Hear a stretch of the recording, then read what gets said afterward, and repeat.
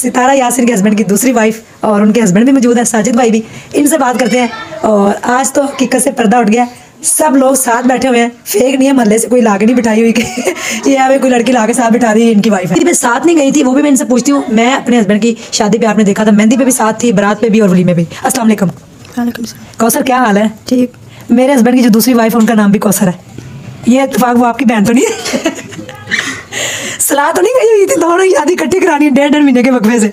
कौसर एक का नाम तो नहीं होता ना।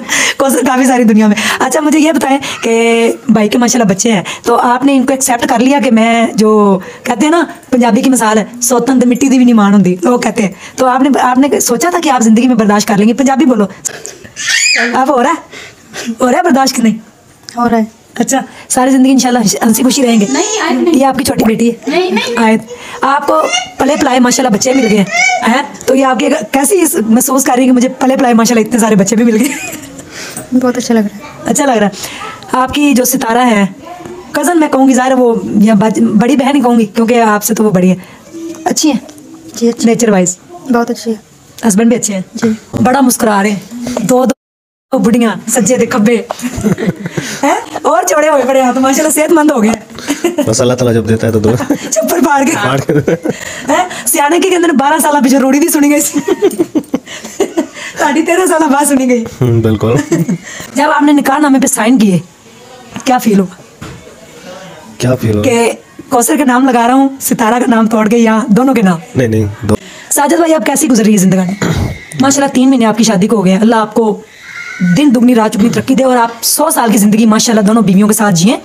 सितारा साहब मुझे ये बताएं कि मैं तो अपने हस्बैंड की मेहंदी भी गई, बारात भी मैंने की, वलीमा भी, आप क्यों नहीं गई? मैं इसलिए नहीं गई क्योंकि मेरी अम्मी मुझे कह रही थी कि तुम अगर जाओगी तो वहाँ पे ये सब कुछ नहीं देख पाओगी, तो तुम वहाँ पर रोती रहोगी, ये सब कुछ देखती रहोगी, तो तुमने वहाँ नहीं जाना, तो इस वजह से फिर वो तो मेरे अब्बू ने भी कहा था। हाँ, फिर मैंने अम्मी की पहले भी नहीं सुनी थी। मैंने कहा, पहले भी अम्मी ने कहा था नहीं तुम क्यों अपने हस्बैंड के साथ मिल गई हो, ये किया, तो मैंने कहा पहले भी नहीं सुनी, अम्मी इतना बीमार रही हैं। अब दोबारा मैं मना नहीं कर पा रही थी अम्मी को, मैंने कहा नहीं जाऊँगी। मेरी पूरी फैमिली थी इनकी। अच्छा। इनके भाई सारे इनके साथ थे, तो पूरी फैमिली थी, इनका हौसला तो टूटना नहीं था।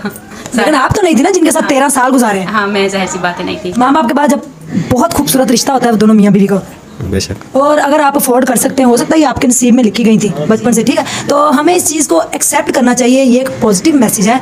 हम ये नहीं कह रहे कि आप भी अपने हस्बैंड की शादी करवाएं या ऐसे यूट्यूब पे फेम लेने के लिए, ऐसा कोई भी नहीं करता। तो आपका इनका नसीब लिखा हुआ था, इनकी बचपन की मंगेतर थी। मुझे लगता है कि जोड़े आसमानों पर ही बनते हैं, लेकिन ज़मीन पर वो सिर्फ एक वो लिखत पढ़त या जो भी आप समझ लें पंचायत होती रिश्ते।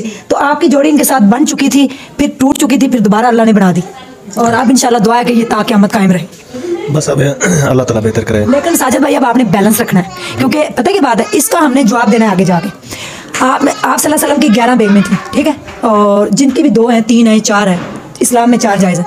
तो उसमें यह है कि आप जब बैलेंस रख के चलेंगे तो फिर आप अल्लाह को भी जवाब दे आपने होना है और बेगमों को भी।